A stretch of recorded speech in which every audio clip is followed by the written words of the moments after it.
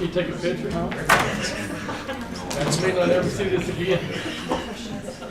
I bet I see it in 2 weeks. I did too. Just plain as black and white. I like that. No, I don't have to read this one. I told him about the further grade one though. It's on IRB. Yeah.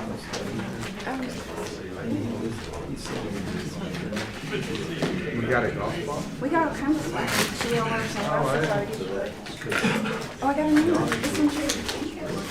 I dropped mine the other day in a restaurant underneath the table and it all gross. And I was like, well, because the area that's Without them. Yeah, we'll have them on soon. Yes. oh, really? February 9th.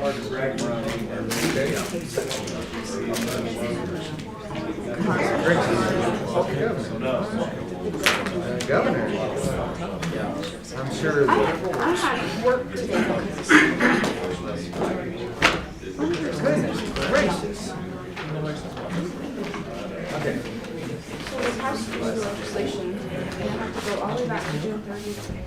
That New Mexico, you have to offer a stamp limits on any movies or commercial movies. So that means you have 15 vehicles, you have $1 million, like any $1 million limit. The judge can say, oh, you have $15 million and you have your insurance rates. Oh my God. Well, and then Lincoln was our only auto carrier for New Mexico that's left. Their letter said we were not staff coverage. So I bet you it's your going to go out. So then we'll have those for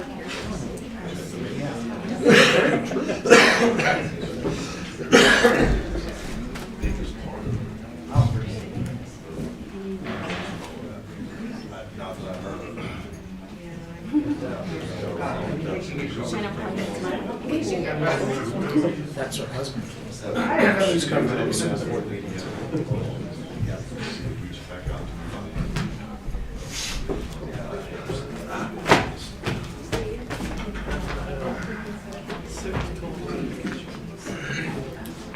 You got all of this, or are you calling on? I have something with my phone. I had time at lunch. Oh, well, good. I'm all prepared. Oh, well, good. How about that? Now that it's probably not that good. I can read it if you need it. Well, I'm fixing to hear it. I know. I can read it out loud for you. Oh, no, I no. might sound like crap. I got sick this week. You know, I toured a show to take a couple days off and I got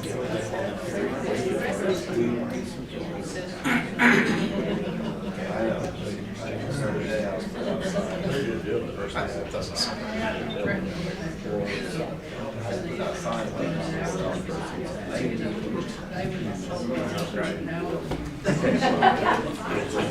we gonna do, that depends on how it works out. The, action items?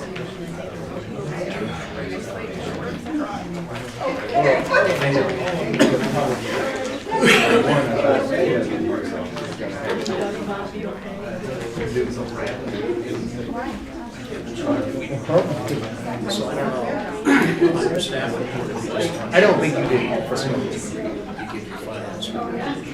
Neither did I. Scotty always did. I know. Scotty's band.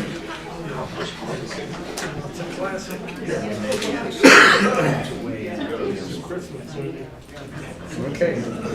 2 minutes before you're gonna run. That was 10. I'm thinking about it. Okay. Yes, let's go. Yes. And your boss pick. Just lead the way. Just lead the way. Put out all the fires and keep going out. That's right. Linda.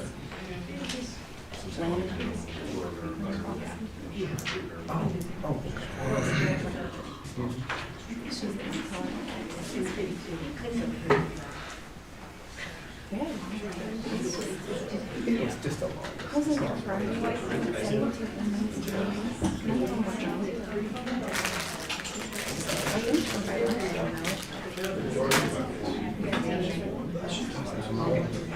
17 I know.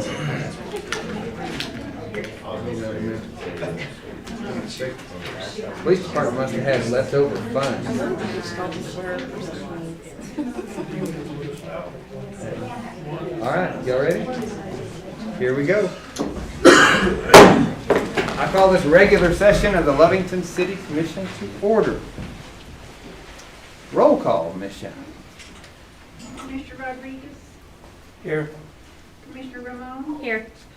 Mayor Roberts, Here. Commissioner Perry, Here. Commissioner White. Here. All right, if you will join us in our invocation. Commissioner, Sorry. go ahead. Please Commissioner. pray with me. Father, we come to you in the spirit of the new year and a new beginning. We ask that you instill in this new commission with wisdom and honor. Grant us foresight and the thoughtfulness to recognize that each decision we make will impact every person who touches our city. Please continue to bless us with prosperity and thank you for all that we have. In Jesus' name I pray, amen. Amen. Join us in the pledge. Pledge allegiance to the flag of the United States of America and to the republic for which it stands, one nation, under God, indivisible, with liberty and justice for all. Salute the flag of the state of New Mexico, the Zia symbol of perfect friendship among united cultures. You may be seated.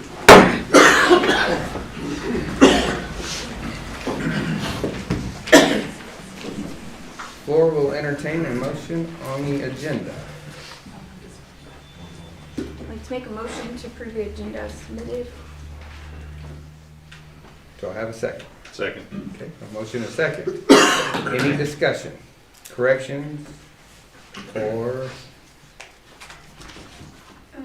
Well, Okay. actually, we were going to pull the travel expense resolution.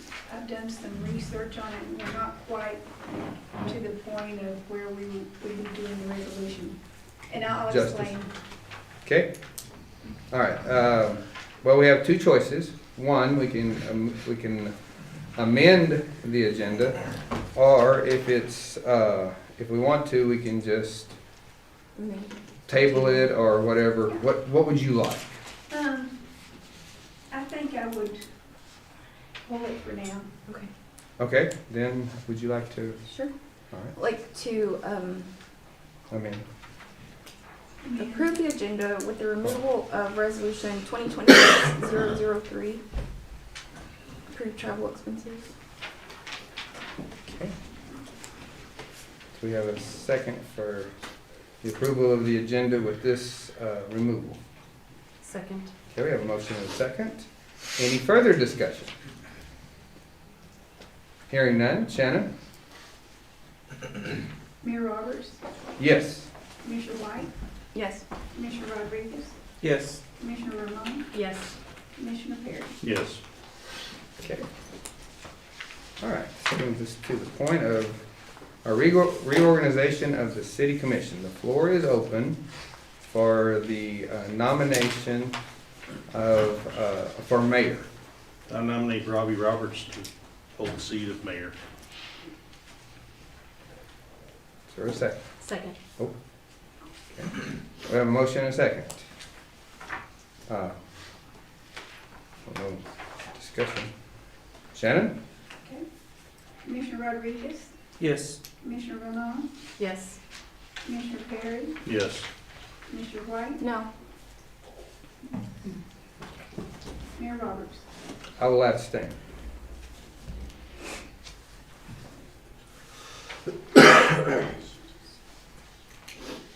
Okay. Floor is now open for nomination of the Mayor Pro Tem. I nominate Christina Ramon as mayor pro tem. Second. We have a motion and a second. Shannon? Okay. Commissioner Perry, Yes. Commissioner Ramon, Abstain. Commissioner Rodriguez, Yes. Commissioner White, Yes. Mayor Roberts. Yes. All right. With that, I'd like to go ahead and introduce the new commissioners. And I know we have before, but in their seated positions. So probably the easiest thing to do is just announce your name, which everybody knows. But and your district, and if you, anything that you want to say at this point. This is your first official act. My name is Ezekiel Rodriguez, and I'm with District 1. All right, That's that's it. it. That is All it. right, thank you. Christina Ramon, District 2, and I would just like to thank the community who went out and voted to put us in these positions, and I look forward to the opportunity that you've given me. Okay, I'm Robbie Roberts. I represent District 3, and I guess we'll act as mayor again for 2 more years. Liz White, Commissioner, District 5. I'm Steve Perry, District 4. I want to thank all of the people that helped put me here. I'm honored and humbled to serve. Awesome. All right. Moving on, this brings us to consideration of the minutes. Yes. I'd like to make a motion for consideration of the minutes from December 17th, 2025. Okay. Just so, I know, hang on, I'm just kind of gonna bring, it's kind of difficult, because 3 were not here, but anyway, we're gonna need a second. As mayor, I cannot make a motion or second a motion. So, I'll need a second, even though you weren't part of the minutes, so anyone that wants to make that, stand, or make the second at this point. Okay, we have a motion and a second for consideration of the minutes as presented. Any discussion, any corrections, any additions, or omissions? Okay, hearing none. Shannon? Commissioner White, Yes. Commissioner Ramon, Yes. Commissioner Perry, Yes. Mayor Roberts. Yes. Commissioner Rodriguez. Yes. All right, now we got all of 2025 behind us. Brings us to our commissioners and staff report. Before I jump to that, I also remiss in welcoming everyone to the first City Commission of 2026. We're glad that you're here. We will be, after our staff and commissioner report, we'll be entering into public comment. At that time, if you have anything you want to bring before the commission, I'll ask you to come forward at that time. Anyway, all right, moving along. Miss Shannon. Mayor and Commissioners, I wanted to mention that I would need a copy of your certificate of election. I don't know if you received that from the Secretary of State's office yet, and I just need to obtain a copy of that. And next, I wanted to mention the board appointments that we have coming up. I did send you an email before this meeting showing you the applications that we've received. We've got several board appointments that are out there right now. And just so that you can look at them, I also sent you a copy of our board list and who serves and the expiration date of them. And we will be approving those in the near future. So if you have any questions, just let me know. Also, the travel request. You are required to fill out a travel request. I think I gave everyone one of these forms except maybe Commissioner Perry. Do you remember getting one? I did not. Okay, I'll give you one before we leave. If anyone else needs a copy, I've got them here. I know most of you are, maybe all of you are going on to Santa Fe tomorrow. So we do need to get those in. Okay. And they are required to be whenever you travel, so. All right. That's about it. Any questions? All right, thank you. Okay, thank you. All right. I haven't recalled it. What's your, I'm sorry, your last name. You're just, just Nora, what would you like me to call you? You haven't said, I haven't had this opportunity yet. so. Nora's fine. Okay, This is her first meeting. I know, yes, and I was This trying is to Nora think. Flores. Oh, is it your second? Oh, Oh, you okay. went to the 17th meeting. Yes, that's right. Oh, okay, sorry. Anyway, Ms. Norton. Do what? No one was there to see her. That's true. There was three of us and we were just buzzing along. But, It wasn't a full house that night. that's right. Do you have anything this evening? No, sir. Oh, okay, thank you. Anytime you do, just speak up. All right, brings you to Chief.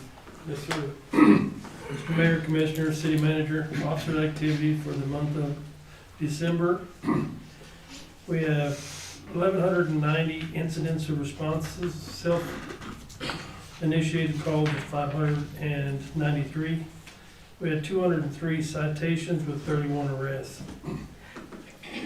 We have completed the remodel at the Park House, and Sergeant Dominguez has moved in, and he will oversee the security of that area.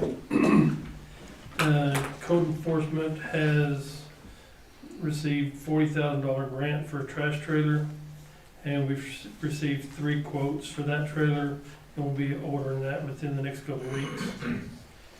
And December 15th, we conducted a multi-agency mass casualty preparedness exercise at Norley, and multiple of our local agencies was involved with that.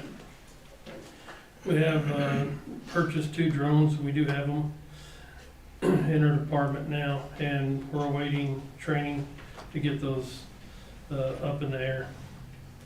And I just want to take a minute on behalf of myself and the officers of the police department to welcome and thank you for the wanting to serve. They're our great community. And I'll stand for any questions. All right, thank you, Chief. Questions? I have a couple. So, one, can we get training on the drones? Yeah, All right. I'm gonna fly them in here, but Okay, I'm not even gonna attempt to do that. Thank you, police department for the gifts and all of that, we appreciate it. Like I said, must have had a little money at the end of the year, but we appreciate it anyway. yeah, All right, thank you, sir. yes, sir. Fire chief. Mr. Mayor, members of the commission, so we have one position open. We thought we had that position filled, but then the individual decided not to take the job. So we still have one position open. Our last fire academy, they will be having their graduation on Saturday at 11 a.m. at the youth center. If any of the commission would like to attend, we'll have it at the youth center. So our numbers for December are as follows.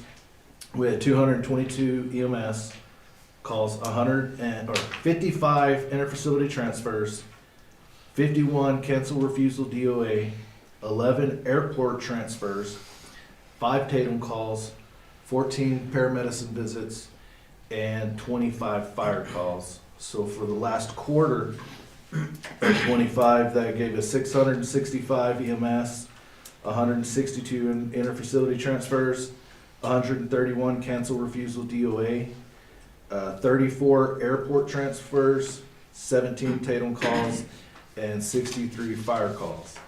So now we get the whole year. Now, the year of 25, we had a total of 2,213 EMS calls, 629 interfacility transfers, 608 refusal cancel DOA, 278 airport transfers, 118 Tatum calls, 41 paramedicine visits, and 228 fire calls. So, other than that, that's all I have. I will stand for any questions. All right. Questions, Commissioner? Nothing here. All right, thank you, sir. We appreciate it. Normally we go in order. I realize I've already give you an opportunity, but if you can speak up, you can whatever, or you can just say I'm good. Whatever you want to do. I'm good, thank you. All right, Commissioner. Nothing to say. Okay, Commissioner White. I've talked to you about it, but we're getting a lot of complaints about the pellet burning. Okay, so can I address? Yes, sir. Alright, so the problem with that is like,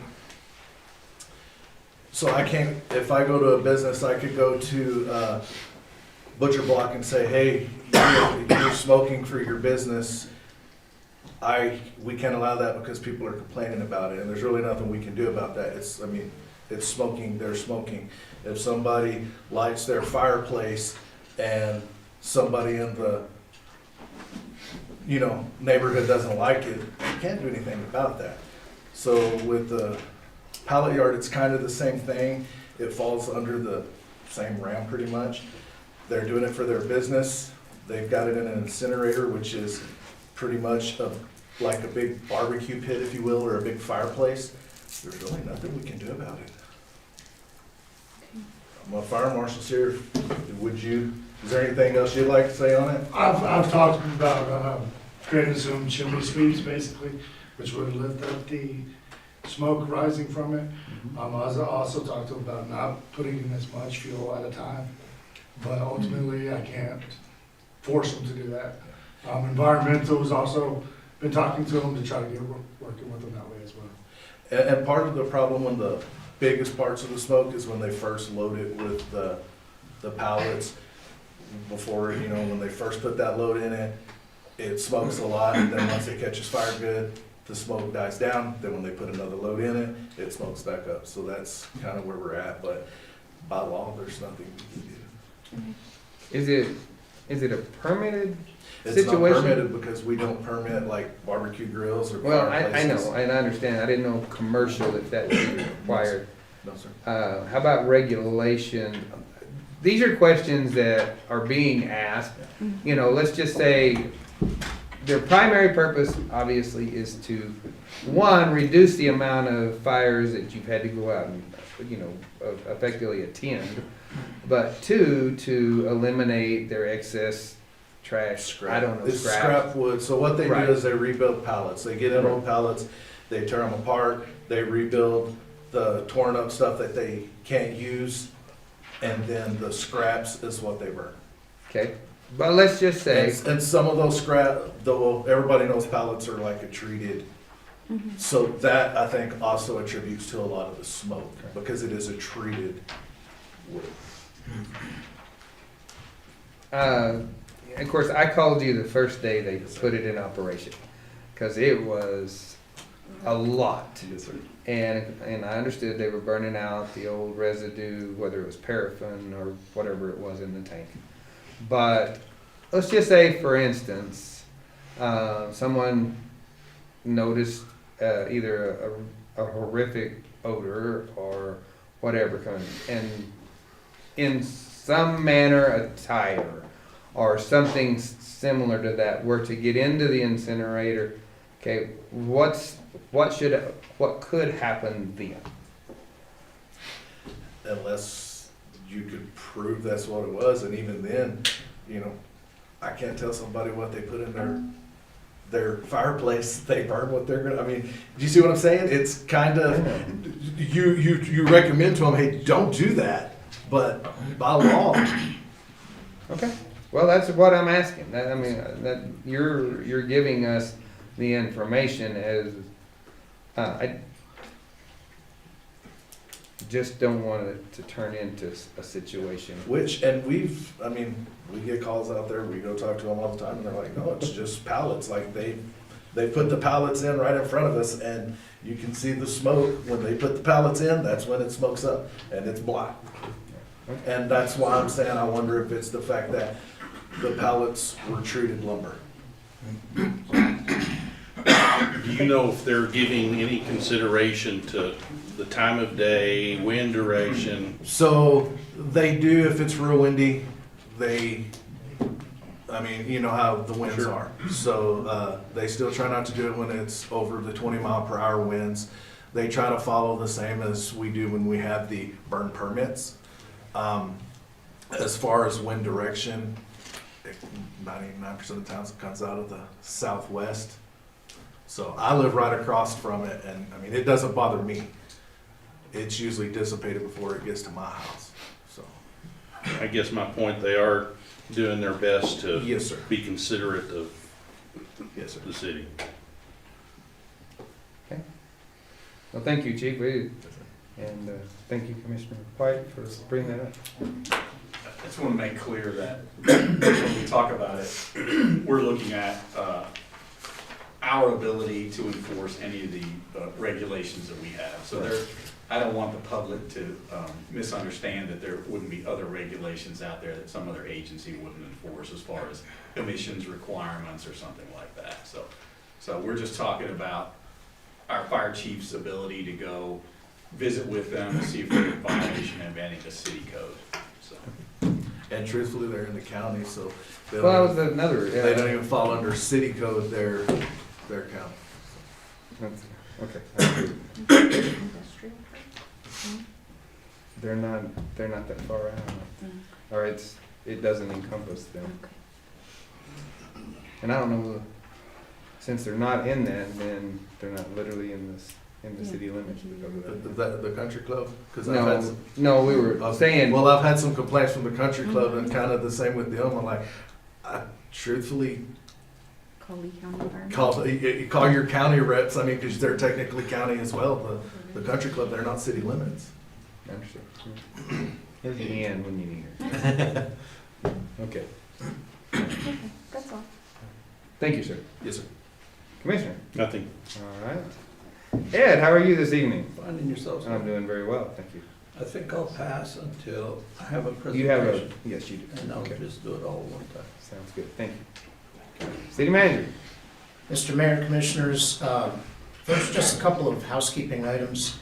I think Veronica would like the new commissioners at their convenience to sign up with her in terms of payroll information, insurance, et cetera. Is that right, Veronica? That's correct. I've given them all packets and spoke with them Awesome. earlier. So. Okay. I don't know if Chief mentioned it, but somewhere between Thursday and today, we had 2 porta potties stolen from the backside of the lake at Chaparral Park over the weekend. That is part of it. I'm gonna start, following up on the meeting we had with Mr. Shaw about the paramedicine program, I'm gonna start asking both you and Norlee to track, for lack of a better word, refusals. In other words, the times that they call us for a transport or for a paramedicine visit and we can't because they're in training or whatever. So paramedicine visits, we set those at our Okay. time. We call the patient and we set those, yes, sir. And then the transports, we can start. We can start tracking those, yes, sir. Okay.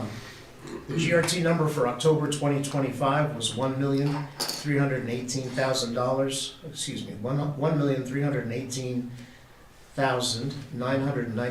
$1,318,992.51, the second highest in our history, and the 7th month in a row of $1 million plus GRTs. This compares to $810,000 for the same period last year. Once again, construction and retail were among the top 2 sectors. Our 3 new commissioners will travel to Santa Fe tomorrow morning for the Municipal League training for newly elected officials, which will last until the end of the week. Crystal and I have begun plans to mitigate the drainage issues in the 800 block of West Avenue C and the 500 block of West Avenue J. The Avenue C solution involves building a small retention pond in the back of Avenue D Park, which will not take up much space, and installing a concrete center valley gutter in the alley from West Avenue J southward to Avenue K for better water dispersal. Crystal and I had another meeting with the firm which will advise us on best practices for compiling a list of increasing various penalty assessments for zoning, code enforcement, and police violations that are sent through our city court. I previously provided a copy of those proposed increases, but if anybody needs a copy, please let me know. Slide 1. Due to charging the correct rates, increased efficiencies, and systematic replacement of old water meters with new ones, which can better monitor low flow and have leak detection technology, our utilities billing revenue has been trending about 20% higher year over year, which you can see there, and that's okay, Tony. And meanwhile, our consumption has dropped year over year. Now granted, we had a pretty mild and wet summer, but if you look at the last 2 years, typically every summer we have 4 months where we use over 100 million gallons of water. Last summer we didn't go over 100 million gallons once, so we're very proud of that. Speaking of code enforcement, Justina Lopez has been made the department head, so now that makes 3 code enforcement officers. This will better help us tackle code enforcement issues with our city, which I believe the new commission really wants to focus on in the new year. Ms. Lopez brings years of experience in this area and has been training our 2 new code enforcement officers. We will also be purchasing 1 or 2 grant-funded large item trash trailers, as Chief mentioned, so that we can again have that periodic bulk trash pickups throughout the city, large items. Slide 2. One of our commissioners had inquired about solutions to remedy frequent speeders on a long stretch of street in his district. I would like to show the City Commission a solution which we recently installed at the crosswalk of 8th Street and Jefferson at the west drop-off zone of the Yarborough School, and preliminary impressions are that it is working.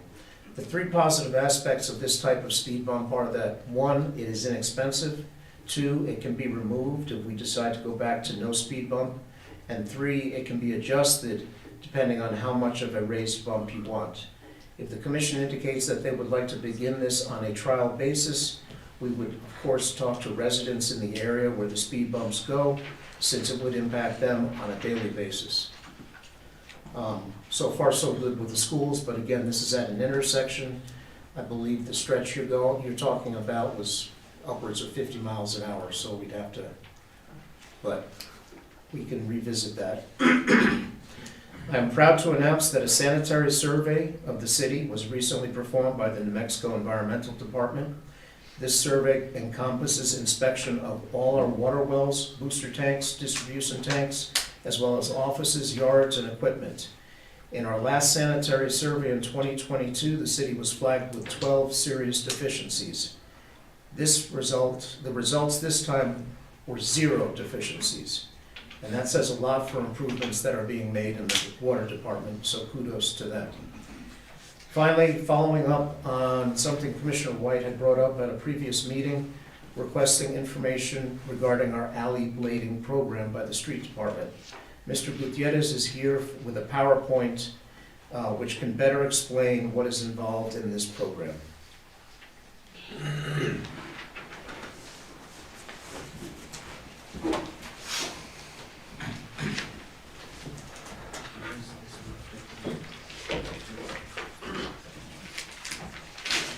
Good afternoon, Mayor Commissioners.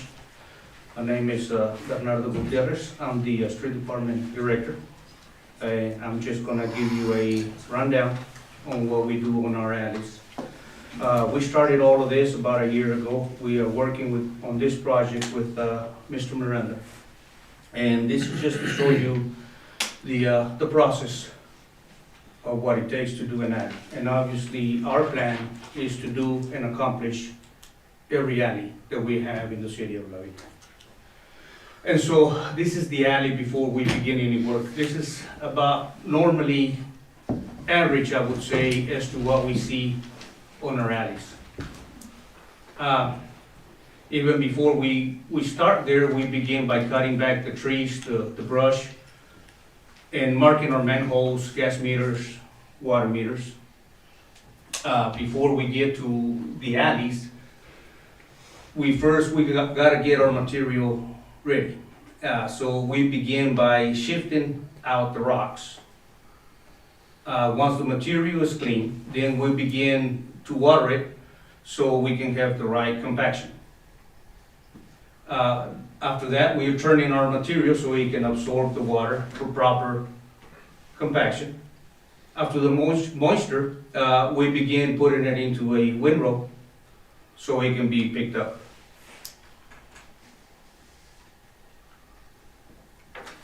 After the proper consistency, we begin pushing up the stockpile. And there we see him beginning to pot it up. Now, back on the first alley that we have begun. We begin with watering the alley so we can soften the surface. After we soften the surface, then we begin by removing the grass or rocks that the alley would have. And then typically on a regular alley, we can remove anywhere from 1 to 2 dump trucks of grass and debris. After that, we then proceed to haul our base course to fill in whatever the low spots we have on the alleys. And again, typically the alley can use 1 to 2 dump trucks of base course to level it down. As we move forward, doing all of this, we also have to be aware of our low and hanging power lines or lines. This is the part that people think we only do, but this is only after we take the other steps. In other words, most of the time they just say, take the motor grader, blade it, and it'll be done. This is where our flagging comes in, because sometimes we have to get very close to things, and this is what gives us our visual. As you can see, our alley begins to take shape. As you now can see a big difference from where we started with, and now the alley is drivable again. So we started on the left-hand side before, and that's after. All the yellow dots that you see there, that's how many alleys we have accomplished in what we have done in this time frame. So again, that's before, that's after. As of January 1st of 2026, we have accomplished somewhere around 200 alleys. The road department can typically accomplish, depending on the conditions of the alley and the material at hand and the weather, around 10 alleys per month. As of now, we have used about 780 tons of base course, equal to 15,600 or 65 dump trucks, and 600 tons of bowl mag that we have or recycled from past jobs, so about 50 dump trucks of that. So at that, do you guys have any questions for me? Questions, Commissioner? Well, I do. So, Yes. You've done approximately 200 alleys. How many alleys do we have? Do you know? Approximately, I would say about 800. Oh, wow. So you're a fourth of the looking way. at it, and I would say, I mean, from the picture and whatnot. So what we have done is we taken Avenue D and Main. So all of that side, I would say is 90% done on alleys. And I say 90% because there's a few alleys that still have power lines or lines that are kind of hanging low. Then we have a hard time going underneath them until they are raised up. But from there, that way, as far as on Main Street, we started on the east side of Main Street, coming from Tractor Supply all the way down to, I would say, the funeral home. So all of those been done. On the west side of Main Street, we started from Baja Grill all the way to where we have Albertsons. Avenue D, we started obviously from Allsup's and Main all the way to 17th. On the north side by Sonic, we took it all the way to 9th Street. But I'm taking it in sections because that way we can keep up with them. And even though we now have this system where we can go back and check and see when the alley was done. But I estimate about 800 of them.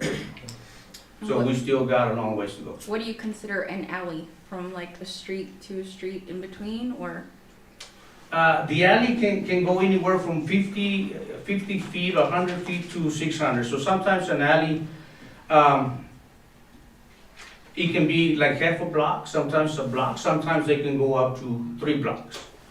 And so that's considered an alley.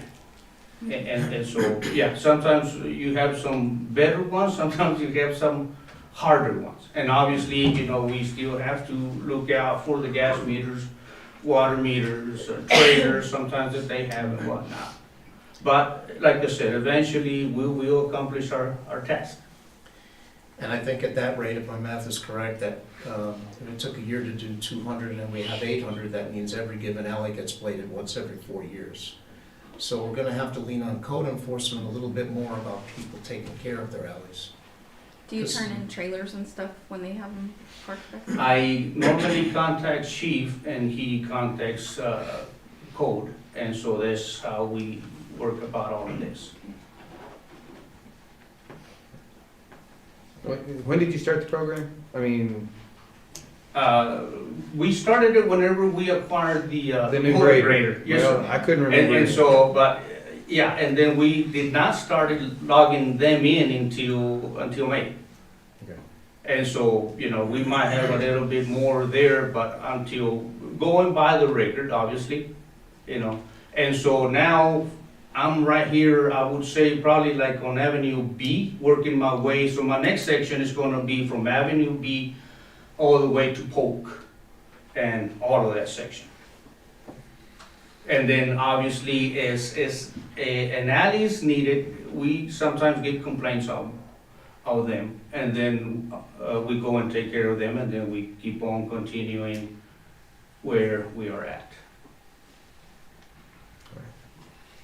Any other questions? No, it was mine. All right, well, Bernard, thank you for showing us the progress. Appreciate it. And that's all I have, Commissioners and Mayor. I'd be happy to stand for any questions. Questions, commissioners? No.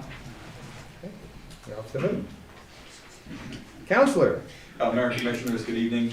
I don't have anything new to talk about at the meeting this evening. I may have a few comments on the project participation agreement and that part of the agenda, but I'd be happy to stand for any questions if you have any. All right, questions? All right, thank you, sir. You're welcome. All right, moving along. This brings us to our public comment time. We ask that if you have something to address the commission, please come forward. Please state your name. Take 3 minutes or less and tell us what you want us to hear.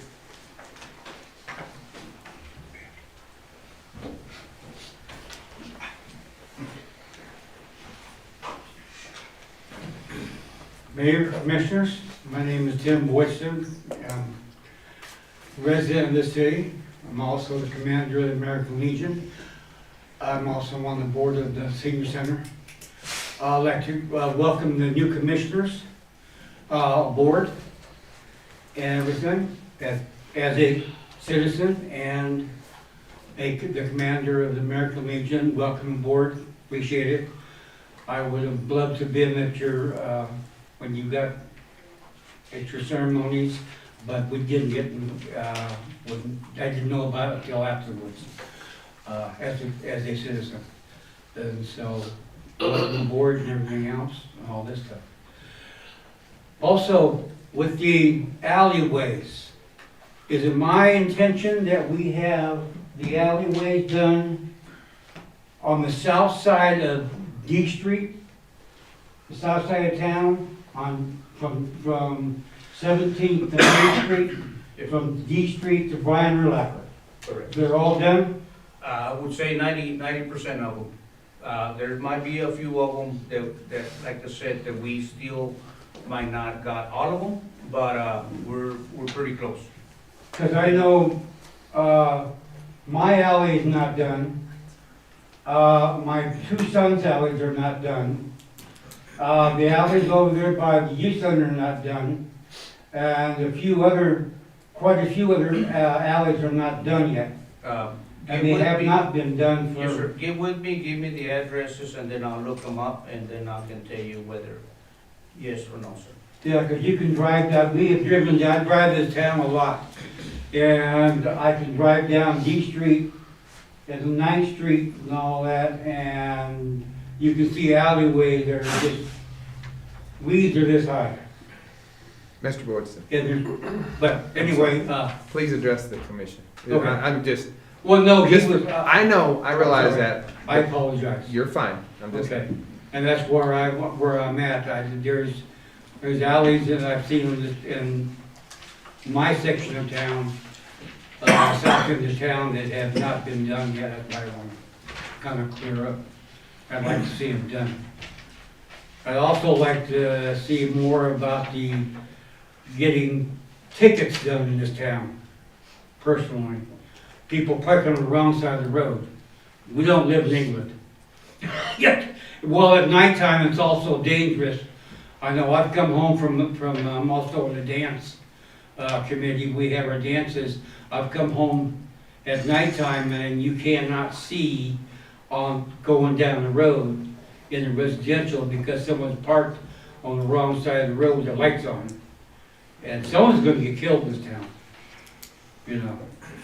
With that said, I appreciate it, welcome on board and everything else, and if as a citizen, maybe I can do to help, or as a American Legion or anything else, please let me know. I'm glad to help. Thank you. Thank you, sir. Thank you.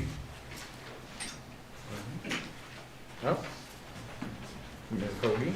Evelyn Hogan, Executive Director for the Lovington EDC. I will be putting some flyers at front desk. Most of you know that we'll be doing the mass hiring for the Albertsons in the next 2 weeks. The room is almost complete. We are about 95%. We're just waiting on a projector. Other than that, the facility, the Troy Harris Center, will be complete and furnished. Legal is providing the internet, has it already been installed, free of charge for the community to be able to use that room. We have met with the Albertsons weekly.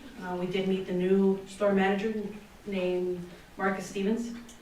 He has already moved to Lovington. Originally he was from Muleshoe. From Muleshoe he was moved to Ruidoso. And from Ruidoso he is now a Lovington resident. He is living at the Lovington Trails Apartments. They're looking to hire 150 to 172 new employees for this facility.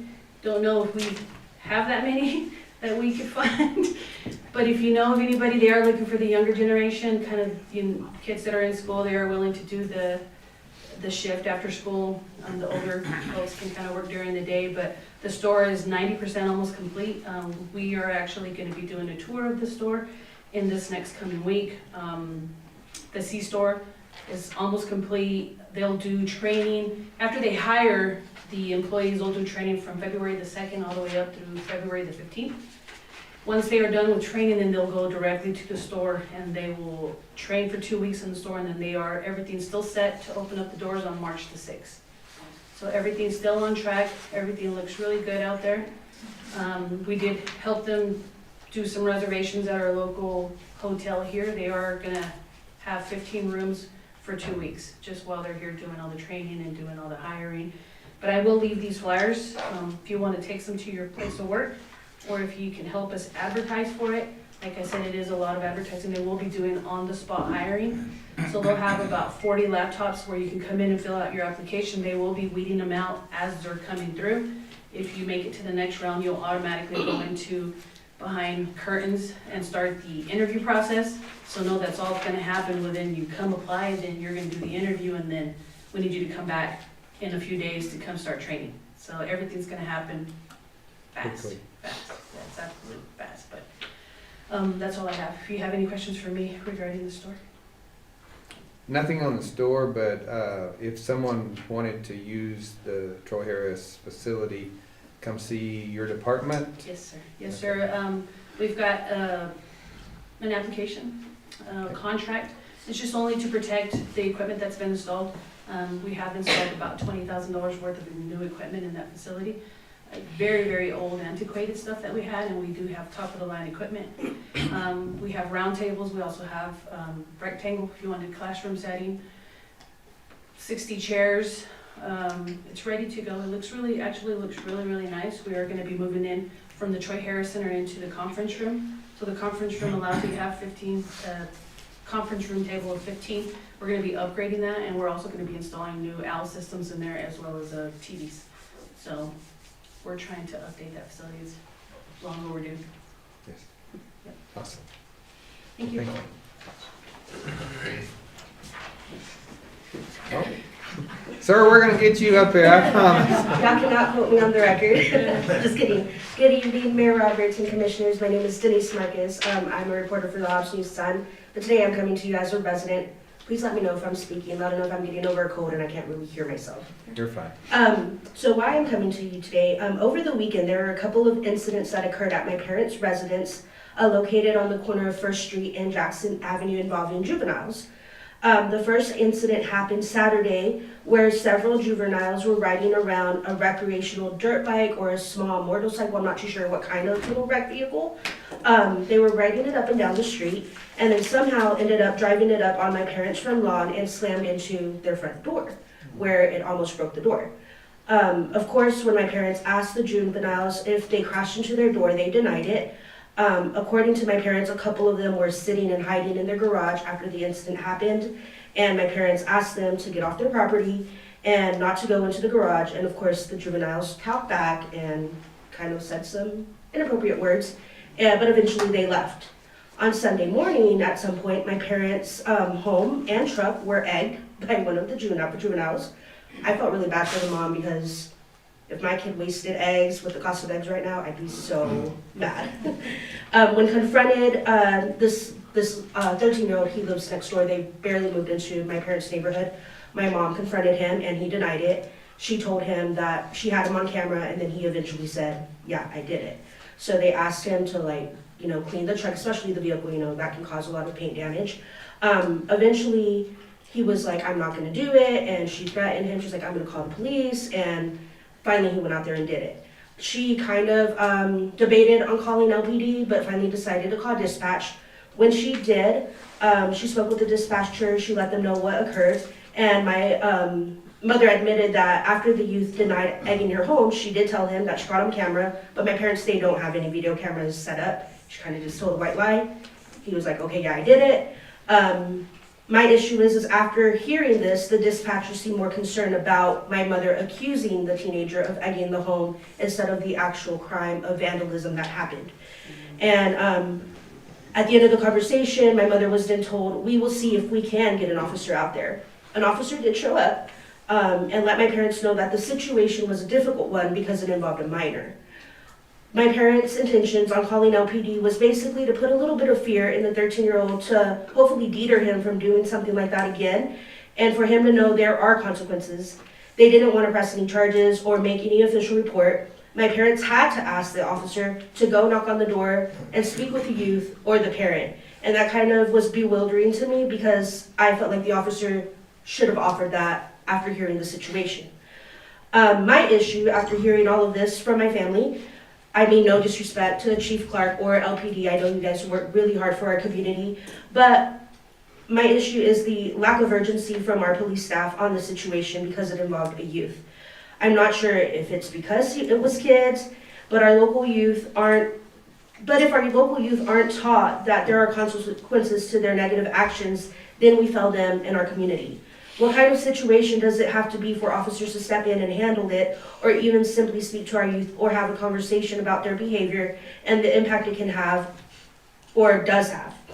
I work for the Hobbs News Sun, and unfortunately, in the past few years, we have seen a lot of crime in New Mexico and across the U.S. involved too seriously. I remember when I was a teen here in Lovington in the early 2000s, we knew all of the officers. I remember officers, coming up, going out of the way and talking to us, and speaking to us if we were doing something that we weren't supposed to. And it taught us, to respect our local officers, respect our community, and respect people's properties and our elders. And that's all I just wanted to share. Thank you. Thank you.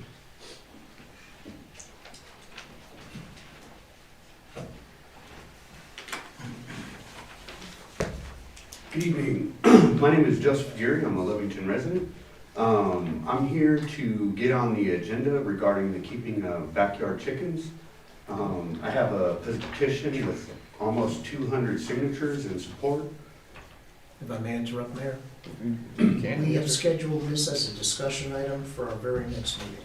Oh, okay. It was set by the previous commission, so I didn't, you can still talk, but I just wanted to let you know that fact.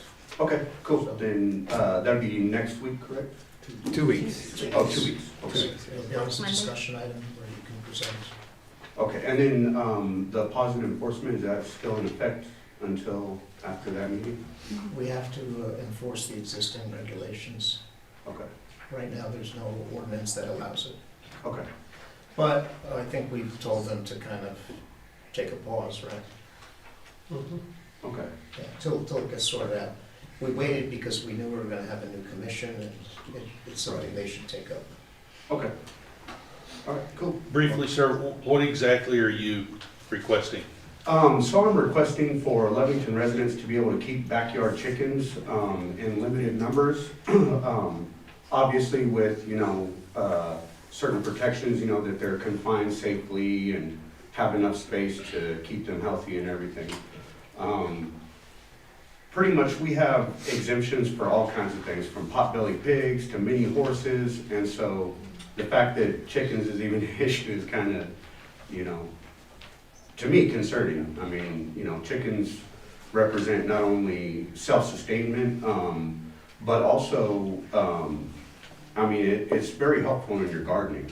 From the manure to the eating of scraps, every chicken reduces the amount of trash that goes into our landfills and everything like that. So I see a lot of benefits for the keeping of chickens. And I think overall they outweigh, some of the negatives.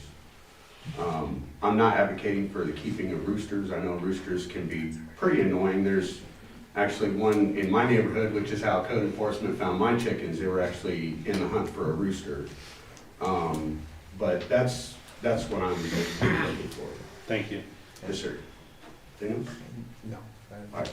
Thank you very much. We Thank appreciate you. it.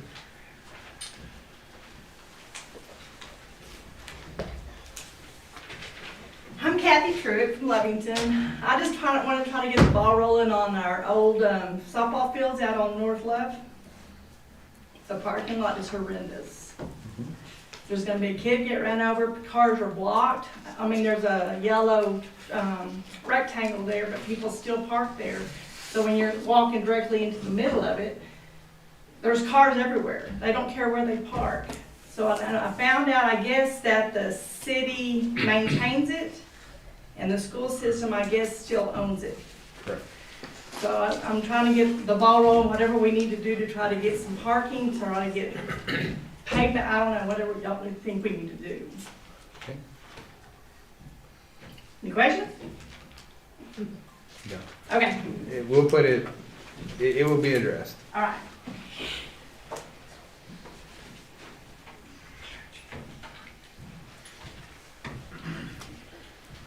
My name is Tim Boyston Jr. I'm a Lovington resident. And my curiosity is about fire hydrants. It has not been brought up since about April or May. I have a fire hydrant in my yard that is still bagged. And the bag is deteriorating because of the weather. And I'm just curious of how long it's going to be like that. Especially since I live by the schools. Is Robert correct, Robert? Yes, sir. Oh, okay. That's not the only 500 in town that's got a bag in it. There's a bunch of them that do have the bags over them. It takes time. We've probably got 60% of 40 that we replace. It just takes valves, different things to do, but we're just taking them as we can. Yeah, but it's been bagged since about April, May, which was last school year. We can't just jump on the ones that got small leak. We do the worst ones first. Take from there. We're not working on it. Excuses. Was it 2 years ago, what percentage of our fire hydrants were not operable? Oh, shoot, it was over 25%, and we've got, how many hydrants we've got in the city, like 260 or something like that? They cost just under $5,000 each. Sometimes the valves are in the ground. The hydrant themselves are like 5,000 a piece. The valves are like $14,000, $15,000. A lot of those are netted in back in the 60s. There's nothing we can do unless we put the valves in. And one of the things we have to do going forward when we do replace them is to exercise them on a regular basis. And I'm told that the fire department used to help with that. Maybe it's going to involve a joint effort. And we also pay a company that comes in yearly and tests all of our hydrants. Starting this year, they're coming in, they're gonna do 20% of the hydrants over a 5-year period, so it comes up to 9% over the 5 years. So every year they'll do 20, the next year they'll do another 20, the next year they'll do another 20. And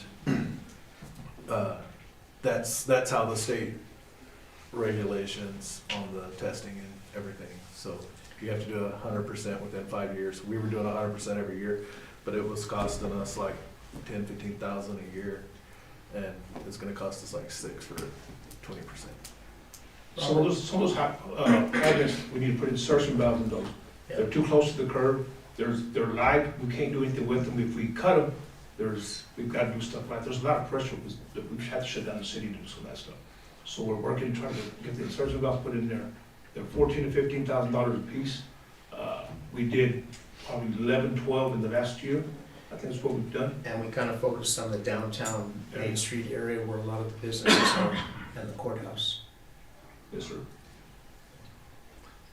I would agree though, those by the school probably are some important ones as well. Well, they're important, they're all important. No, I know. I'm not saying one's more than the other, but some of those have little grips on them. They put the bags on, it's got little moisture on them. Some of those have nothing to do with that, they just put it on the bag because they got moisture on them. So on our part, we'll take the ones that are not severe, we'll take the bags off, and we'll keep concentrating and working on. So some of them that have bags we can still use? Yes, you can. Okay. Yes, you can. And I'll give you a list of the ones that. Perfect. So thank you, sir. You get that one.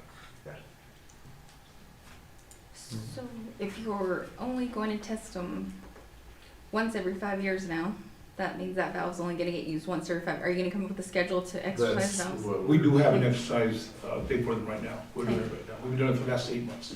Perfect. Well, if you're gonna keep some of these bagged up, I think the bags need to be replaced. Because the one at my house is deteriorating and it's going to fall apart, eventually. And then you won't know that that one was broken because the bag's gone. Well, we have addresses, sir, on the ones that are broken, so it's not just the bag. We've got addresses and stuff on there, so we can go back by addresses. But we'll look at the bags and replace the bags if we have to. Thank you, sir. We appreciate it. Thanks, Real quick, on that same note, Tim Woodson again. On that same note, all these fire hydrants that have been not working for over a year, when these insurance companies start going around town and start checking on these fire hydrants, they're not working, people's insurance is gonna go sky high. Just to let you guys know, and then you're gonna be really, if there's a fire out there and they can't get to them, we're gonna be in trouble. Just to let you guys know.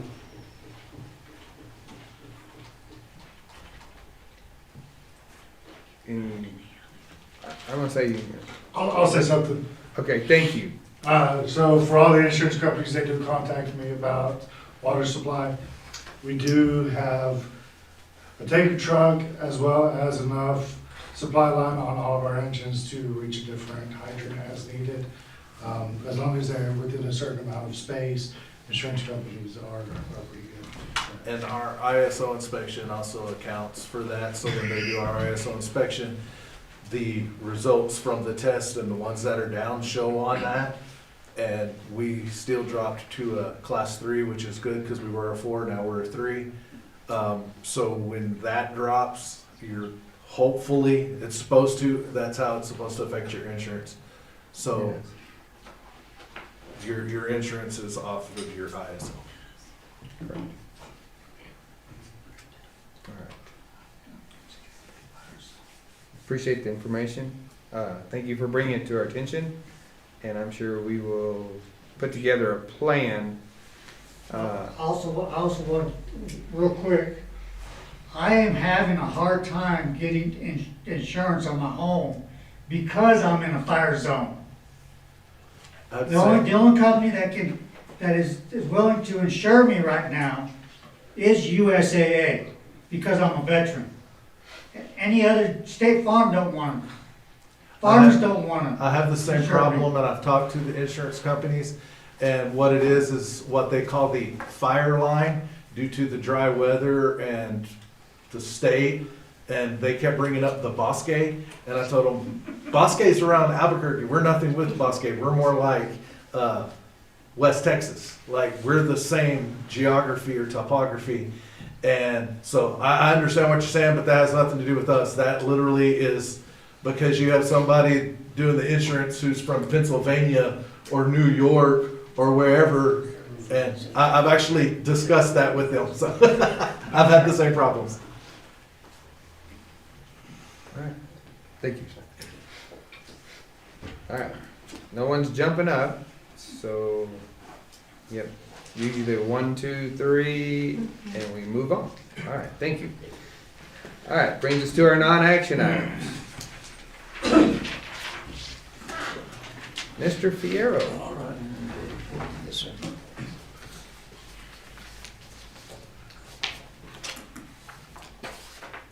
So, in the screen, let's see, okay, there's the summary of changes in cash balances. In your packets, you received this schedule here. And you also received in your packets, breakdown by the funds and the revenues and expenses, how it compares to the budget. And, so normally, the plan is going to be, Mayor, is that we will present the financial statements the second meeting of the month. Gives us time to do the reconciliations. And the reason we're presenting November at this meeting is there was no second meeting in December, so because of the Christmas break. I know that this probably, to some of you on the board, especially the new ones, probably a little bit of Greek on there as far as governmental accounting and reporting. The main, within governmental financial reporting, what the main fund that the commission is usually, or the city council is usually concerned with is the general fund, because that's where they have a lot of discretion on how they can spend the money and give authority to spend the money. Some of the, so you see there, and the general fund is the first line, and at the end, last year, at the end of the fiscal year, it had 13,966,407. And then we had a little bit of changes in revenues and liabilities and receivables. And so year-to-date revenues in the general fund is 6.5 million. Expenditures are 5.3 million. So there's an excess of revenues over expenditures of 1.1 million. There's transfers to other funds. So at the end of November, the general fund had $15,039,000 in it. The following, after the general fund are the various special revenue funds. Those, while you do have budgetary authority over those, you're usually restricted as far as that's money spent for a particular purpose, or revenues coming in. For example, you can see there's a fire protection fund. So chief has certain money comes in from the state that he has to use related to his particular projects. Police also have fire protection fund. Police protection, law enforcement. You can see lodgers taxes on there, where when individuals rent rooms at the various motels here in town, they're charged a lodger's tax. And then there's specific ways that money can be spent. Gasoline tax, there's money coming in from the state, when you fill up your cars, a little bit of that money that's spent here in the city comes back to the city. Senior citizens fund and the various funds. You get towards the bottom and you have your utilities, your enterprise funds, you have the water and solid waste and wastewater, ambulance, and then down below is a couple of little agency funds. For example, the motor vehicle fund, that that's money that's collected on the fees and it's remitted to the state. And so there's not any money left over. The areas that I see a little bit of concern, I've expressed this to the city manager, is the solid waste fund. For some reason, it's not cash flowing. And for the 5 months, it has a loss of $70,000. If it continues in that direction, it will end up about $150,000 in the red. So a lot of that is based on what waste management charges the city and what's collected from the residents. Then towards the bottom of the list, so at the beginning of the year, all the funds cash that was available to the city was $24,610,000, and at November 30th, the city had $27,175,000 in the various banks. And you can see down below, it shows where the money's actually located at the various banks. Federal Credit Union, Western Commerce Bank, there's a CD there. And there's a little bit of money at the state treasurer's office. And then there's cash on hand, which is in the cash drawers at the various locations. So I don't know if anybody has any questions. I don't know as far as what you're aware, as far as, I don't know how interested you were prior to the last couple months before the election. But the city was in dire straits financially. The accounting got really bad, in bad shape very quickly. The city hired a finance director that didn't work out, and things got away from the city very quickly. One of the things that got away from them was their responsibility to report to the state, to the DFA, on the various quarterly reports. You have to report once a quarter of what the activity is, similar to this. The audit for fiscal year '24 was delayed, and the good news on that is, I'm sure you know in your packets, Mr. Miranda let you know that the state auditor had approved the audit. It's not a matter of public record yet. Before I came into the meeting, I checked to see if it was listed on the website of the state auditor's office. It's not there yet. We wrote a letter asking that we waive the 5-day holding period. That apparently this communication, they didn't receive it or they misplaced it. So either way, within 5 days, it'll be released. It'll pop up on the state auditor's website. The way the audit process works is once it's a matter of public record, then the auditor has to present the report to the commission, and it will depend on his schedule and the agendas coming up is when they'll do it. I think you're looking in February. February 9th, yes. Yep. And the commission needs to approve it by resolution. And so I don't know if you have any particular questions for me. My office is down the hall. If you ever want to ask me a question, you're welcome. I'm usually here when the doors open, and I'm usually the last one to leave. So I eat lunch here, so if stop by and have any questions. And as the commission probably knows, the increase in the cash balance from 24 million to 27 million is largely due to the increased GRTs that we're receiving every month.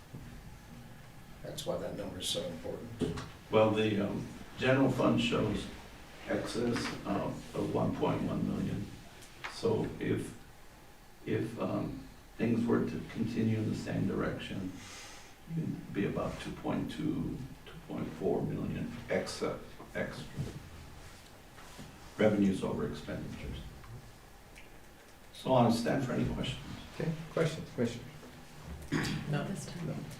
Where are we on moving funds to state treasury? What's that? Where are we on moving funds to state treasury? Well, I think we need some direction from the board. Thought we didn't have a choice. I have a choice. We've had the mayor and the city manager and myself, we had discussions with the state treasurer's office, and they provided us assurance that the money's safe, that it would be safe. The thing that's attractive about the state treasurer's office is that more or less it's about at least 1% higher than what we can get locally. And if you're looking at 20, like in this interest-bearing accounts is 22 million, a point over a year is about 220,000. So I mean it adds up.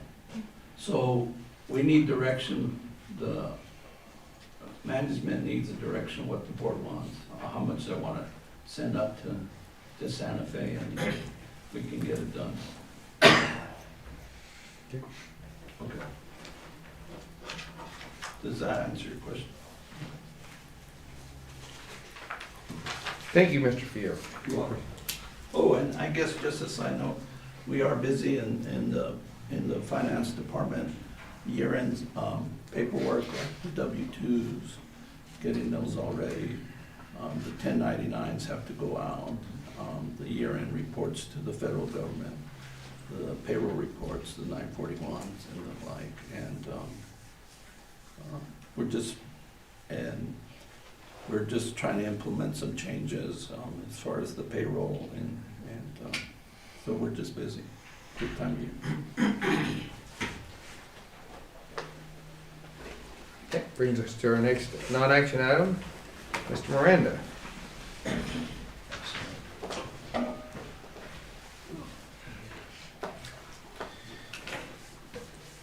Mr. Mayor, Commissioners, apologies to those of you who sat through this in June. Basically, I wanted to present a brief PowerPoint about why we need a water conservation plan, and then what we're doing is, depending on how the commission wants to proceed, what we do is, after discussion, we would go out and advertise. This is an ordinance, so it needs a public hearing.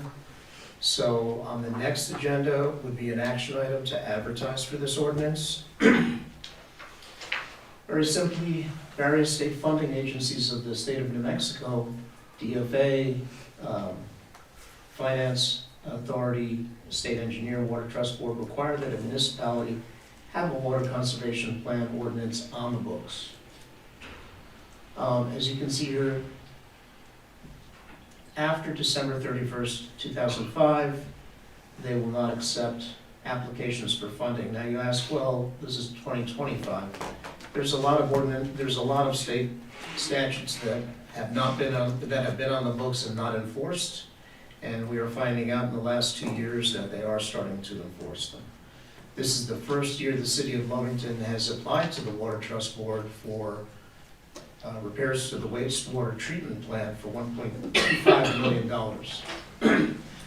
A water conservation plan should not be confused with an emergency water rationing plan, which is already on the books. It allows the mayor, a city manager to impose emergency restrictions on the community because of a catastrophic event. A water conservation plan is a regularly scheduled, systematic conservation effort for municipalities to save water. Water usage as a snapshot. Some of this data is a little bit old from last June, but we own a total of 6,017 acre-feet per year of water rights. We rely on 17 water wells. That's the South Well Field down by Navajo. So within our city limits, because they monitor those wells as well, we lose about a half a foot a year from the aquifer.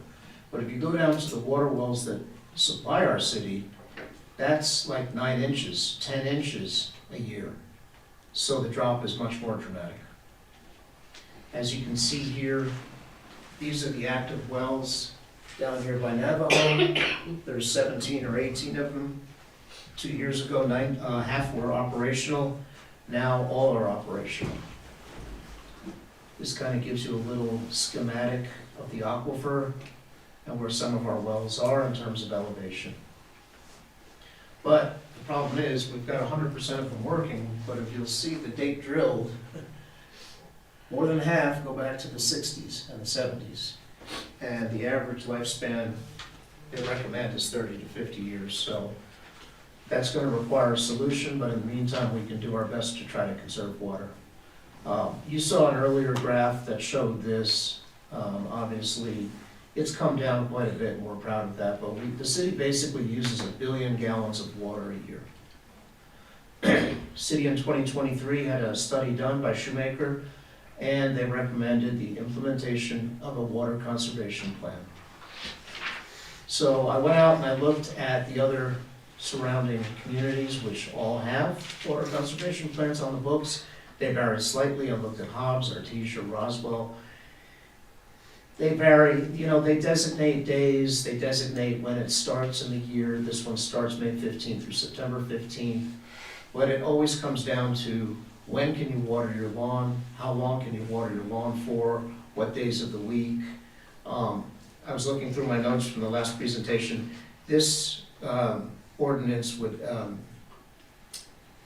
apply to residential only. We still haven't tackled the commercial ordinance yet. This would be, so we have 4,400 existing accounts. Of that, about 350 are commercial, a little over 4,000 are residential. 3/4 inch line usually, where the commercial lines are 6, 8 inches.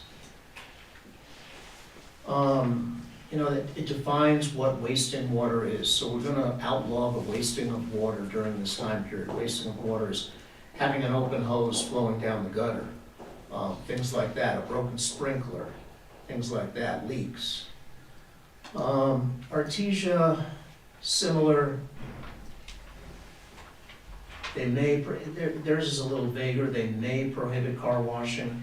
They may, at its discretion, implement a water conservation incentive program. The fines are pretty much the same. Just don't waste water. If you're washing your car, you have to have a nozzle. You can't do it from an open hose, things of that nature. What I thought interesting about Roswell, because it applies in the commercial world to new building, is that Roswell specifically excluded low-flow toilets from their water conservation ordinance, because Roswell is of the opinion that decreased water flow in existing sewer lines creates sulfuric acid, and that corrodes the existing lines. So each community kind of custom tailored it to what they thought was appropriate. So what Shoemaker also said, we don't have a water conservation plan, but they sampled the community, and the majority of the community thought having a water conservation plan of some sort on the books was a good idea. And Shoemaker made their recommendations. They're an engineering firm. They're very specific, and some of them I think are a little bit onerous. When I brought this to the city a couple of years ago, it was brought to, it was noted that the city needs to do their part, fix their leaks, their infrastructure, and we've come a long way, as you can see in the water consumption dropping, while revenues are increasing. So we've fixed our water billing rate and procedures. We have a systematic plan of replacing water meters, starting with the higher volume commercial customers, much better technology at detecting leaks and low flow, because we had a commercial customer who owns an RV park, and he had use of over 100,000 gallons in a given month, and he said, I have 8 seniors living in 8 little campers and RVs, and I know they don't spend that much water. I just had all my lines replaced. And we said, go check the toilets. And sure enough, a couple of the toilets were, the level was high, and it was always flowing down the overflow thing. And he came back, he said, you guys are right. So it does add up. City's also been exploring areas for new wells, going back to the age of our existing wells. You know, we're not gonna be able to rely on them forever. And it's not cheap, but we have some options, so we've been doing that. So going to the ordinance which was in your packet, I'll just go over real briefly. And again, this is a draft, there's some typos, it mostly applies to residential. But it says that water in New Mexico is a publicly owned resource to be used for human health, safety, productivity. The city commission is the trustee of the city's water supply, so it's in your hands as well as ours. It's a nuisance. It also says how the Water Trust Board will not accept and others applications for assistance if we don't have this. And it says, it mentions where the Shoemaker study said the majority of water customers who responded said it was a good idea. So basically, the takeaways from this ordinance, which still can be changed, that no person shall cause or permit the waste of city water. There's some typos in here, but the waste of city water. The real big one is the spray irrigation by sprinkler or hose every day during the period beginning May 1st to October 1st. So those are the summer months where our usage goes above 100 million gallons a month, or it used to. So this ordinance would prohibit watering of your lawns, sprinkler or hose, between 9 a.m. and 6 p.m. Basically the majority of the time that the sun is out. However, outside those hours, so 6 p.m. till 9 a.m., watering by sprinkler or hose may occur on Wednesday, Friday, and Sunday at odd number residences, Tuesday, Thursday, Saturday at even number residences, and no watering on Monday. So these conditions apply to yards, grass, trees, plants, and impervious surfaces such as decks, sideways, and driveways. Furthermore, the wasting of city water includes the washing of vehicles with city water by the use of a free-flowing water that is not equipped with a positive shutoff nozzle, and then letting them flow into the street.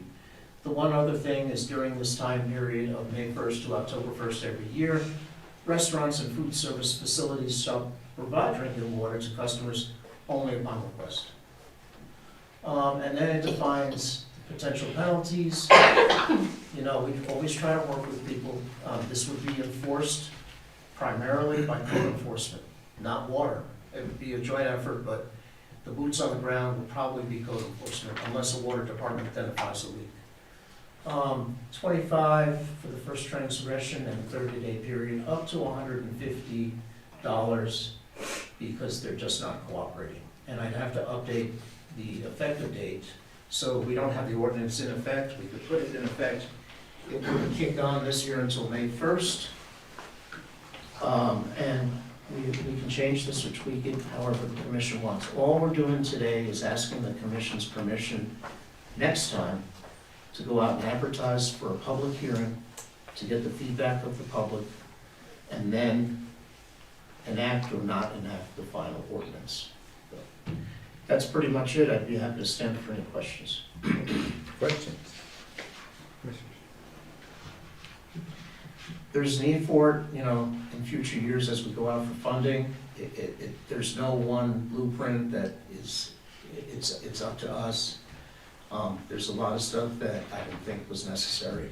We're doing a good job. You know, our usage has come down 20% while our revenues have gone up 20%. So, and we want to, and I'll bring this up at a future meeting, we do want to invest heavily in the meters. We've swapped out about 200. We're preparing a study for the commission that's going to show the benefits, including water savings and revenue increases of that. So that'll be coming up at a future meeting. So to give you an idea, to replace half of the city's water meters, at this point, 2,000 of them would be $800,000.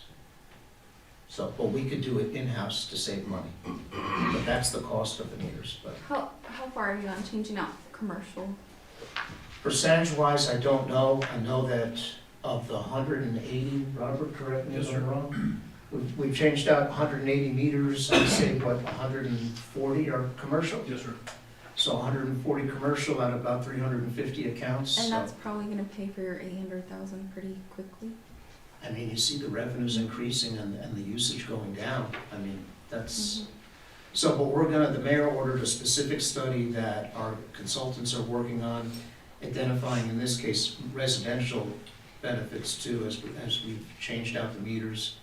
And the nice thing about when we started enforcing the proper water rates, it identified a lot of leaks that were masked for years, because everybody was getting 30,000 gallons a month for the same price as they were supposed to getting 3,000 gallons a month. So all these leaks were going through, and, you know, so it's, people have kind of cleaned up a little bit. So, thank you. Thank you. All right, moving to the next item, discussion of audit services, Commissioner White. Well, I mentioned it, he's supposed to. I just thought we should bring it for RFP to start looking for a new auditor because the other one is not moving his feet. He promised the audit we were behind on by September, we just got it now. And then we still need one more that we're behind and, you know, so to either push him along, the fact that he knows that we're looking, or just go ahead and find someone else. At Commissioner White's instruction, I checked the terms of our audit contract for the 24 audit that Ed just mentioned, that just got approved by the state, is the first of, we have a 3-year contract with them, but with written notice, we can opt out with 10 days written notice. But we'd have to do an RFP and go out, and we're basically ready to start work on the next audit at this point, which was due several weeks ago, so. December 3rd? 15th. The audits for each fiscal year, the end of the fiscal year is June 30th. And the audits are due on December 15th into the state auditor's office. So, give you a little bit background information. The audit for June 30, 24 was due on December 15, 2024. And from my understanding, talking to the city manager, is that the prior finance director led him to believe there was only just one or two items lacking to wrap it up. And when I got involved and started discussing with the auditor, I got a list of about 20 items. So there was no way that the auditor could finish the audit by December 15th. So I came aboard in July, and I started working on the various tasks, and one of the tasks was to try to get this information to the auditor as quickly as possible.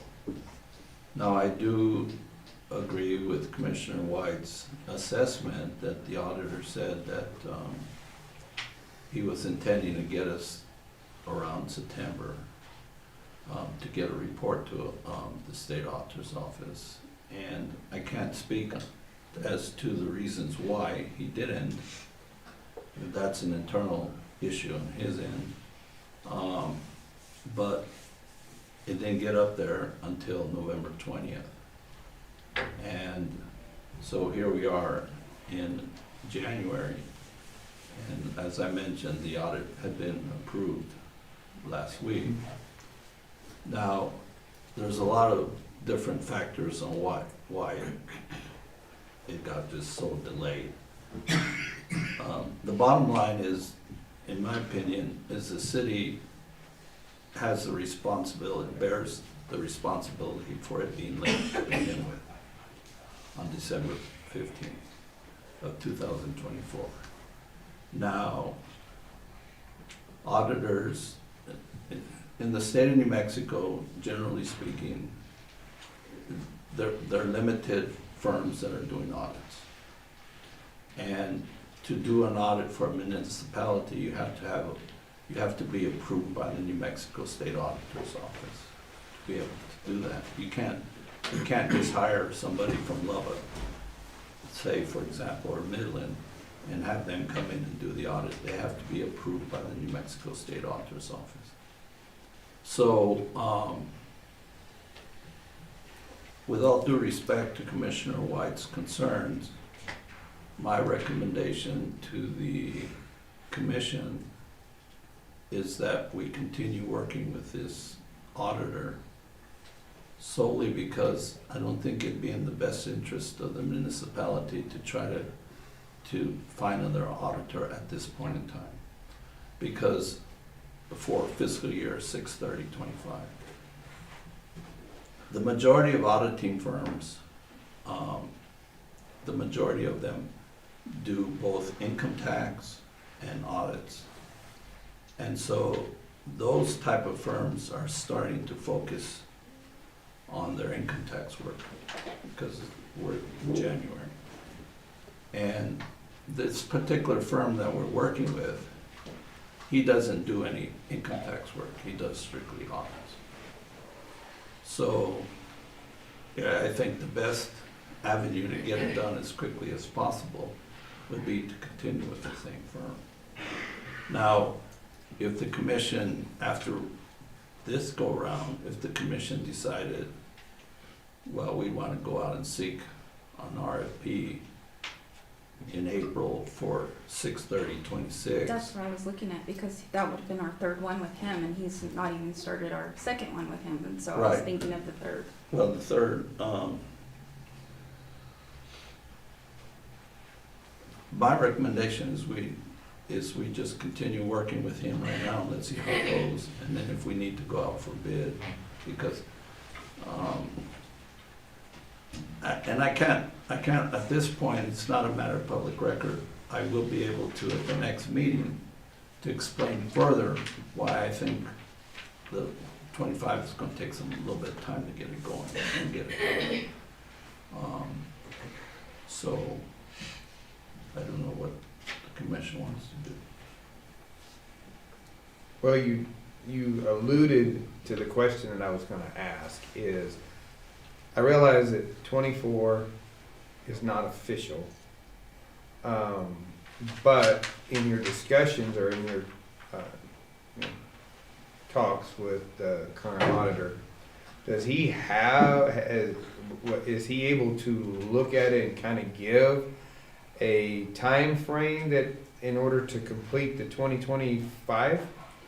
Has he, or is he not even allowed to look at it until the 24 becomes official? Well, as an auditor, you really wouldn't want to start working on it because you don't know. But that's all. It's the point now. We have the letter. It's just a matter of a day or two. Right. It's going to be done. The 24. Would you be agreeable to possibly, when you and he start working on it, to kind of come up with a timeline, then you could report to the commission and say, we or he or whoever it falls upon, pretty much thinks it's going to be 2 months or March 1st or whatever, because in our past history, let's just say we determine that we don't want to go forward with this one for the third one. If we don't have somebody encumbered by March, then we're going to be at the end of everybody's list again. So in order for this group to be able to make good decisions on who we want to use for 26 audits, the audit of 2026, then we need to have something that we can judge by. So what's the normal process is, the legislature's going to be in session, and the state auditor, once the legislature finishes and closes the session, then the state auditor will make a determination on which audits they want to do. because under state statutes, they have to do a certain amount of audits to earn certain fees for their operation. And then the rest of them, they say, okay, independent auditors, have at it, all these. And so we'll get a letter and say, the city will get a letter and say, you've been chosen. Go out and get your own auditor. Okay. And so then at that point, by May 15th, you have to send your recommendation in to the auditor and say, this is the firm that's gonna do the audit for the next fiscal year, or the year ended 6/30/26. I'm hesitant, I know the answer, but I can't discuss it right now. Okay. Because it's not a matter of public record. I understand. Next meeting. Okay. We'll be patient, I promise. Yeah, and then we can discuss it further and see how you want to proceed. All right. Well, city manager. And at the next meeting, I'll be able to give you a better timeline as to when I anticipate or hoping that we can get this done. Okay, well, if you would, there's several of us gonna be gone the rest of this week, but let's put that on the agenda for our next meeting, which has to occur on Monday of next week, no later than early Tuesday. And we can always remove it if we don't get notification, or if it doesn't make it onto the state website. But at least, if we have it, let's have it on the agenda so we can then discuss it. And then we would have the presentation from the auditor at the February 9th meeting. Yes. By Zoom. Okay. Okay. So Shannon will work on that. Okay. All right. You're good? Okay. Any questions before we move on? All right. Brings us to our action items. Okay, Mr. Mayor, I'd like to make a motion for resolution 2026-001, approve memorandum of agreement between Lee County and City of Lovington, purchase of a bucket truck. Second. Okay, I have a motion and a second for the consideration of this resolution. Mr. Mayor, Commissioners, Leslie is going to talk a little bit about the following action items. Basically, anytime the city accepts a donation or money from an outside entity, the commission has to approve, and this has to do with several awards by the county to the city for various items. Okay. Good evening, Leslie Bolt. This is on the grant side. We went out, I believe Robert Perez, who's the director of the parks, approached one of the county commissioners for use of their discretionary funds. And Commissioner Kimbrough was gracious enough to grant us $10,000 for the purchase of a bucket truck, which we can use for quite a few different departments, including changing lights, trees, that kind of thing. Questions? All right. Are you gonna stay for the next one? Yes, I'm gonna stay. Might as well just stay there Okay. for just a second. Okay. Hearing no further discussion, Shannon? Commissioner Ramon, Yes. Commissioner White, Yes. Commissioner Rodriguez, Yes. Commissioner Perry, Yes. Mayor Roberts. Yes. I'd like to make a motion for resolution 2026-002, approve memorandum of agreement between Lee County and City of Lovington, funding for improvements to Lovington ball fields. This was also, I'm sorry. Hang on, you're all right. Sorry. You just say, have a motion and a second for consideration of this resolution. Ms. Bolt? This was also presented to the county commissioners for usage of their discretionary funds for some of our ball field improvements. And we have a scope of work and a plan, and we're excited, so. And if I may add, it was Commissioners Deanne Kimbrough and Bradley Weber, and this last batch was $120,000, adding to $300,000, which they previously gave us for ball fields. And Robert Perez has been overseeing progress on that. So we will keep the commission up to date with the progress on the ball fields, but it's mostly involving the ball fields on the south end of town. One. All right. Any further discussion? Okay, Jenna? Commissioner Rodriguez, Yes. Mayor Roberts, Yes. Commissioner Perry, Yes. Commissioner White, Yes. Commissioner Ramon. Yes. I'd like to make a motion for resolution 2026-004, approve RFP for library re-roofing project. Second. Okay, we have a motion and second for approval of this resolution. Cole? I'm gonna flip to the grant, to the procurement side on this one, Okay. even though this is grant funded. And if anyone would like, we finished the evaluations today. If anyone would like the report, I can give it to you afterwards. But I'm gonna read our evaluation summary and recommendation. So this roofing project was a request for proposals for 2025-12. In accordance with New Mexico procurement requirements, the city issued a formal request for proposals for re-roofing the public library. A total of 10 bids was received by the advertised deadline. Each submission was reviewed for responsiveness and compliance with the RFP requirements. An RFP compliance checklist was developed prior to proposal opening to ensure a fair and consistent evaluation process. The checklist was designed to confirm that each proposer met all mandatory submission requirements, including required forms, pricing structure, technical specification, licensing, insurance warranties, and acknowledgement of project conditions. All 10 proposals were reviewed using this checklist, and all bids were determined to be responsive and eligible for evaluation. The evaluation criteria followed a compliance review where the proposals were evaluated based on the factors outlined in the RFP, including conformance with required roofing system specifications, quality and durability of materials proposed, warranty coverage, manufacturer and workmanship, contractor qualifications and certifications, project schedule and ability to meet grant timelines, and price and overall value to the city. All proposals were evaluated fairly and consistently using the established compliance checklist and evaluation criteria.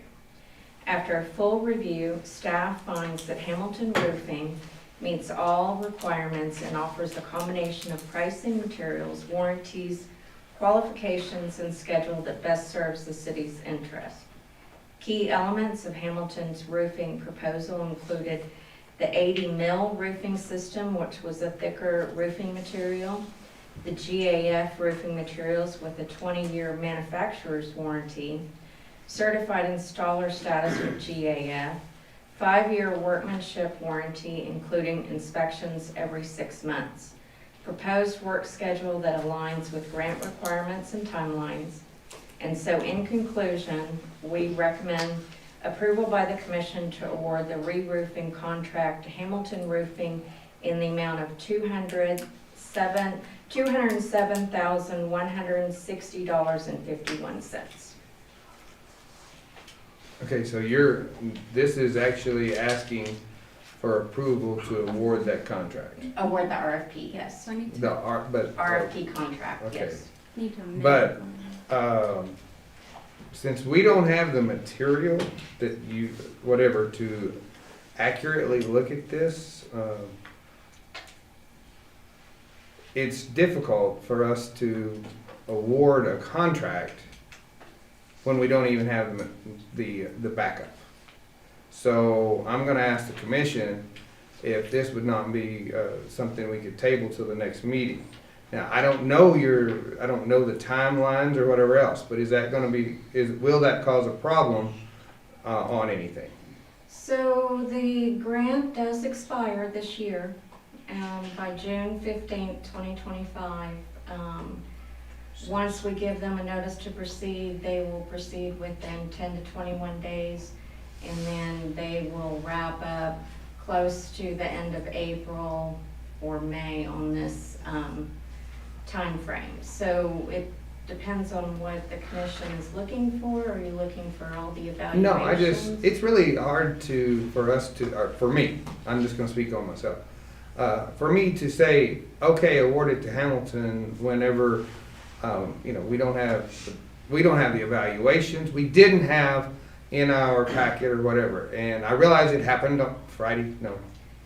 Friday. I realize that, but my question is, if we decide to move forward and table this until the next meeting, do you see any problems with that? And that way it gives us a chance to look it over and at least know what we're approving. So I can prepare a more in-depth evaluation. It was include the evaluation checklist. Okay. It was evaluation committee of the structural engineer and deputy finance director and myself. I can explain how we went through the evaluation, and I can't show you the evaluation on everything unless you'd like the whole packet. We just evaluated the lowest responsive bids, and from there we picked Hamilton Roofing because he was the most responsive and had the best for what the thing did. So we all gave him, he got 99.5 out of 100. So. And if I could just add that this is a project funded through state capital outlay. They give you 2 years. We got this a little over a year ago, so it expires June 15th of 2026. And that's complete expenditure of the funds and everything. Yes. We have to be completed. So, back to my question. 2 weeks. Can you afford 2 weeks? And this is at the commission's, they're either gonna agree to table it or agree to move forward. And I'm just giving the alternatives. If you would like to table it to the next meeting, we can do that. Yeah. Okay. It was one of the I will tell you that it was one of the factors in the RFP that we released from the city, is that they put in a timeline that would be responsive enough to get this completed before we get into the spring where there's more possible hail. There's some other things that the city needs to do on our end, like a kind of a pre-package to get this project going.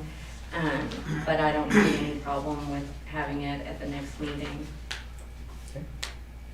All right. Thank you. Did anyone want this report this evening? Right now, I'll take it after we leave, but that'll be great. Okay, sounds good.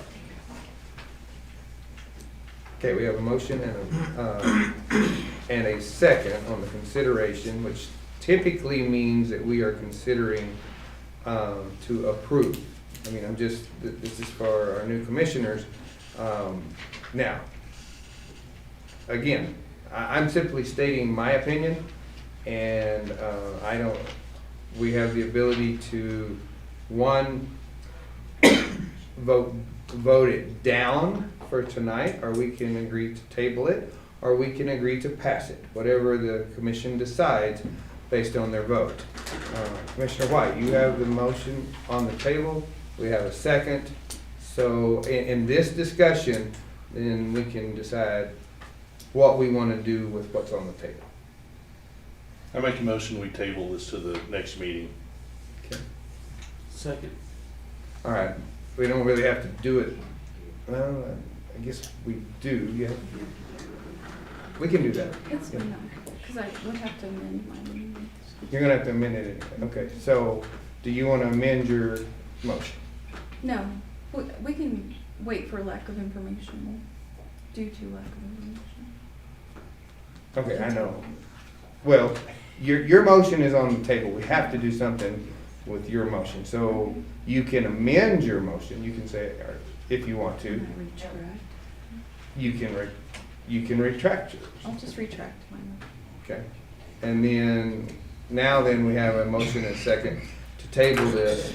And typically we table it to the next meeting unless we so dictate otherwise. So if we just agree to table it, then it will be automatically to the next meeting. All right. Any further discussion? Okay. Shannon, do you have all that straight? Yes. Okay.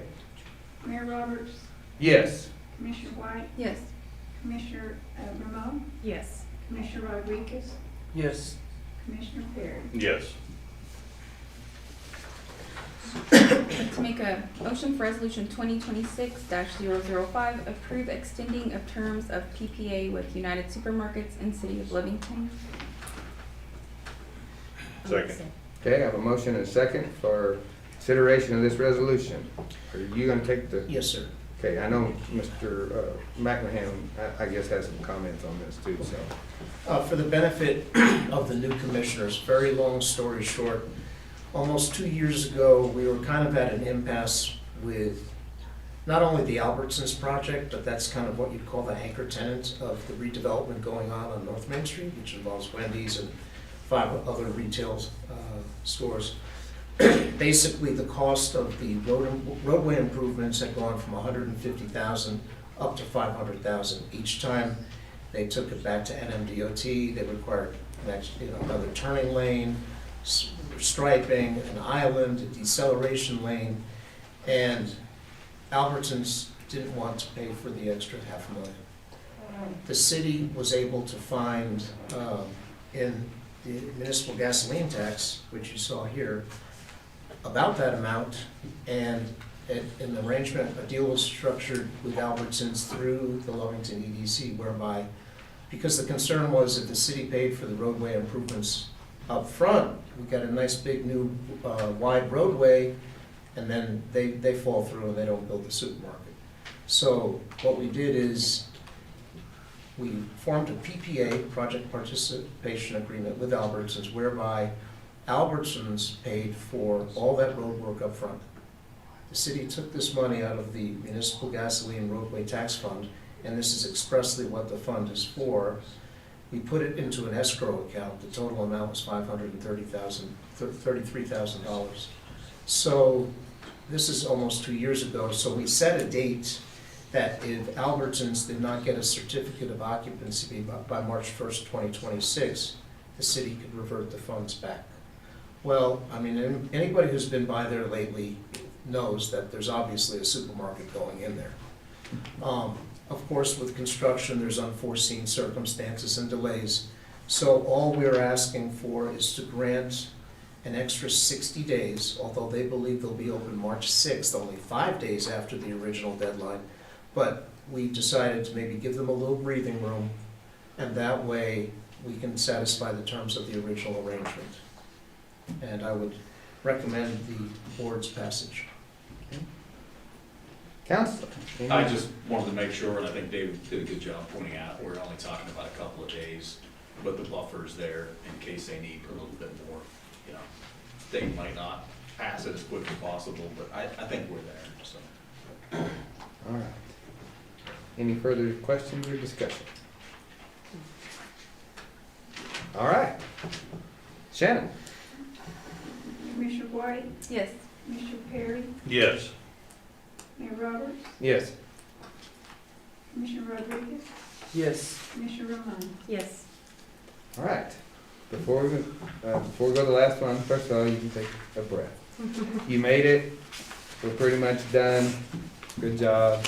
We tried to be as informative as we can on items that you may or may not have any information on. The last item is basically the state of New Mexico requires that we approve any expenditures.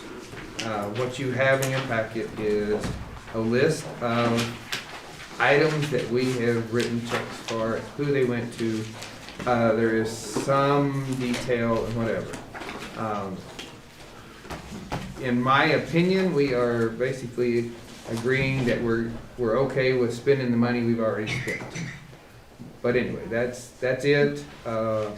Commissioner White has been typically the one that makes the motion, and then whenever everyone's ready, then we vote on whether we accept it. So Commissioner White, are you ready to pay the bills? Sure. I'd like to make a motion to approve accounts payable. Just a point of clarification on there. There's two reports, and the reason there's two reports is we missed the one meeting, so rather than putting everything together, and then you might be wondering why we're paying double on something. It's not that we're paying double, it's just that one was paid at this particular time and one was paid at that. Thank you, Mr. Mayor. I was contacted by one commissioner today who had a few questions, and we were able to explain better. You know, on these reports, they offer you limited space to detail the project, so we try to identify the department involved and what all was bought or something like that, but we're always available, you know, before the commission meeting to get, you know, in this case, I provided a commissioner with the actual bill, and we figured out what it was for, so, but you can always approach me or Ed for clarification of these expenses. We need a second. Yes, we do. Second. Okay, we have a motion and a second to pay our bills. Any further discussion? Hearing none. Shannon? Commissioner Perry, Yes. Commissioner Rodriguez, Yes. Commissioner Brown, Yes. Commissioner White, Yes. Mayor Roberts. Yes. Before we go to adjournment, I would like to congratulate all of the commissioners. Again, one is now under your belt. Hopefully you saw how the process works. We will endeavor to fine tune anything that we need, that we feel should change. And with that, the items of the agenda are exhausted. We are adjourned. Yeah, that's a lot.